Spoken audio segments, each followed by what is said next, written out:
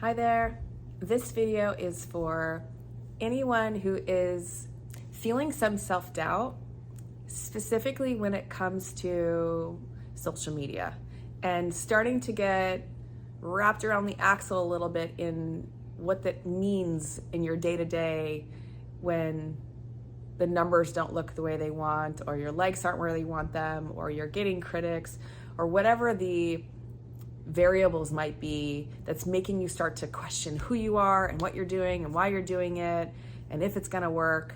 That spiral that we tend to go on when we have feedback from the external, or even worse, no feedback from the external that we were hoping to use to validate us or our process. So in this video, I'm going to go over a really amazing strategy that I've used for many years. I've taught many times when it comes to having self-doubt, experiencing loss, or getting let down, getting let go, getting broken up with, not making the cut in some way, shape, or form, or our own perceptions of creating that. So we're gonna go over this powerful strategy and also how you can start to prepare yourself. So get armed, get primed, as I like to say, around when it comes to checking your social media or the metrics of your social media, as well as you can use the same strategy for the creative process of your social media as well. So the tool really is recognizing when you start to feel that self-doubt, it's coming from some sort of meaning that your unconscious is placing on that variable. So that may be accurate or not accurate. More often than not, it's not even close to accurate. And we won't go down the rabbit hole of confirmation bias and the lenses that we have, but basically based on our past experience and based on some underlying things that we don't maybe have in our immediate awareness, our brain tends to give us what it thinks is in alignment with our beliefs. And when our beliefs don't serve us, our experiences and therefore our emotional responses show us that with these little zings, these triggers, these pings of self-doubt or fear or whatever it might be. So it's all a really good tool, especially when you notice the feeling of self-doubt, because that simply means there's a something there that you get to work with and you can shift it. And this is how you do it. First is to bring to awareness the meanings that you're giving it. So if you've ever heard the term mind your meanings, I have kind of a double take on this. I call the first step of this tool mind your meanings, meaning being mindful, put to mind and actually to paper. Write down on a piece of paper the meaning when you complete the phrase, I didn't get any likes today or any visibility, or I didn't make the cut, whatever the first part of the trigger is, and fill in this means, and then just let yourself write what comes to mind first. I want you to really work at this to create as many as you can think of, especially as many that ignite a sense of self-doubt. So kind of that take you into that contracted place. How many different meanings come naturally, as opposed to how many different meanings could this have? And you can exaggerate it, right? You really, as you're writing these down, you might start notice how untrue they really are. To the point you could say, this means I am never gonna make it. This means I am not good enough. This means I should quit now. Whatever comes to mind, I want you to data dump everything that you comes easily, and even dig a little deeper to find some things that are harder to actually generate some meanings that would cause self-doubt or in that family of it. So you really want to data dump as much as you can onto this piece of paper and then take a look at it. And you might already start notice as you start writing this out, the charge starts to release a little bit, because you find yourself realizing, wow, I guess this, when you see it written and you force yourself to write it, it's like, wow, that's really not as true as I thought. So this in itself can be a really valuable tool, just to data dump those unconscious thoughts onto a piece of paper and look at them. So you might already find a level of lift just from doing this. Now, we're not going to stop there though. There's part two. So part two is to mine your meanings, okay? And so we're going to get there, meaning that's going to comb for the ones that really serve us. So while you have this piece of paper with these meanings that aren't serving you, I want you to just notate or maybe even circle the one with the greatest charge. And as you scan all of those, you might just get a little ping or light, or you could just feel it in your body somewhere, the one that has the highest charge, and you're going to circle that one. Now we want to, on the other side of the paper, or maybe the back of the paper, I like to have them side by side so you can see. It's kind of like a pendulum swinging. I want you to generate and write how many meanings it also could be that you maybe weren't considering or that might serve you. So how many meanings could it have that actually serve you in some way? So this means, for example, I didn't get the numbers I had, but this means that I'm doing this every day, because what I know about those who post on social media, not every video is a win. And it's actually great to have additional content for the one that does go viral, so that when they binge watch your stuff, you've got other videos there. So this just means I'm actually living real time the life of my future self, because I'm doing the actions of my future self. So this means, regardless of the numbers, that I'm doing it. I'm embodying this. This means I'm one step closer to that video that is gonna get the likes, or to that result that I am looking for. This is me taking the daily actions, the daily steps. So meanings like that, it could just mean, has no inherent meaning at all. It means the algorithm just didn't like the words that I used, or it means that I can make some tweaks on the colors, or the lighting, or the framing, or just let it be.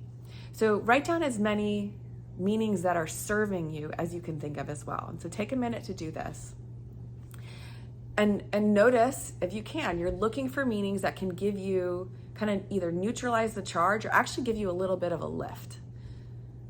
So when you have the two side by side, this is where we're going to be mining our meanings. And so you can start to comb through and realize, what is the meaning or meanings that I can stack that can override, overload, or just let me actively choose the ones that serve me. And you'll find just the process of this pretty empowering. So this is a strategy that you can do, and you can repeat it.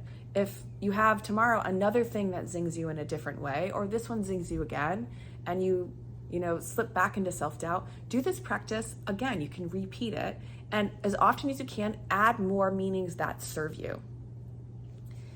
Another tip you can add to this to strengthen the power of it is actually tear off the side of the more contracted, heavier meanings that don't serve you writings, and rip them up and maybe even burn them.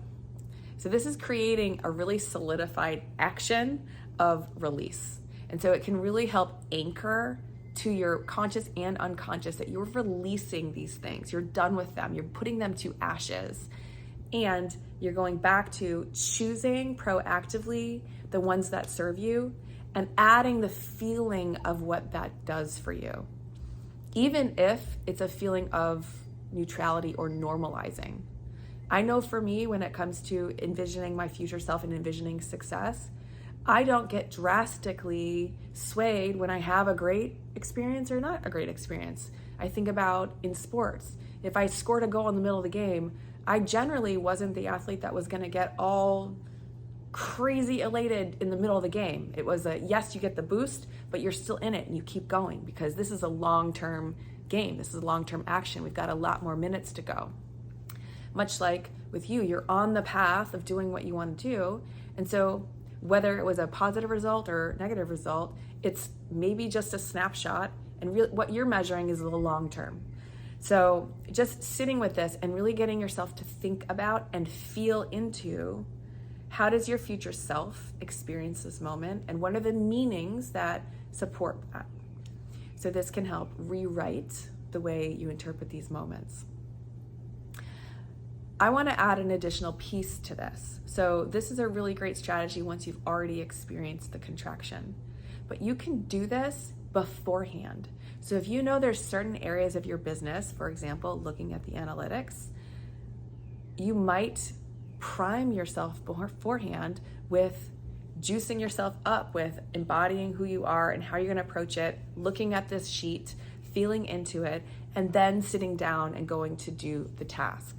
This is a really great tool we use in performance.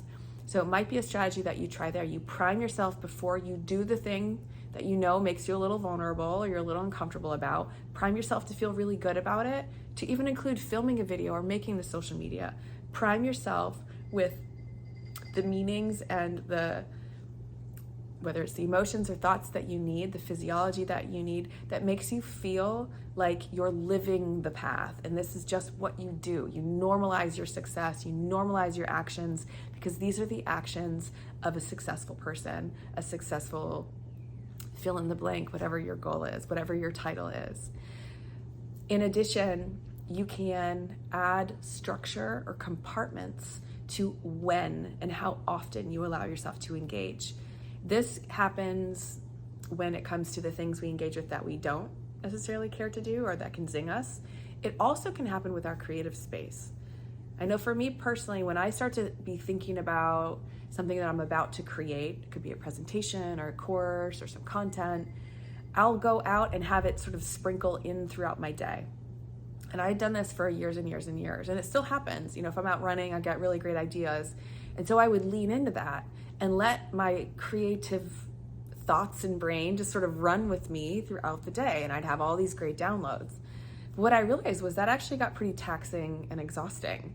So instead, I started to shift more to even just boxing in this period of the day.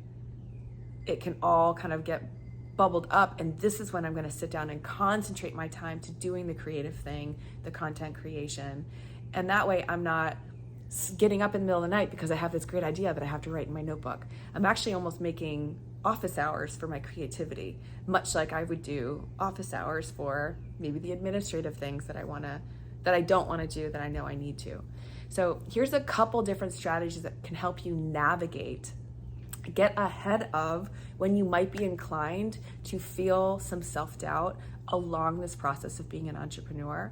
In addition, some ways, if that tends to happen, you can really start to have an undoing effect and rewrite how you move through those moments. So give them a try, and I hope you enjoyed this video. Feel free to log on to, I hope you enjoy, and if you do, subscribe to my channel, and there's a lot more where this came from.